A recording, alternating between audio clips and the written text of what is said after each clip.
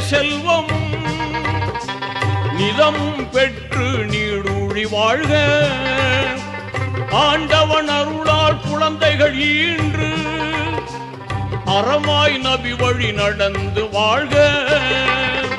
வல்லவன் அருளால் நல்லறம் பேணி, வல்லவன் அருளால் நல்லறம் பேணி வாழ்க வாழ்கவே வாழ்கவே. வளமாய் நலமாய் மணமக்கள் நூறாண்டு வாழ்க வாழ்கவே வாழ்கவே.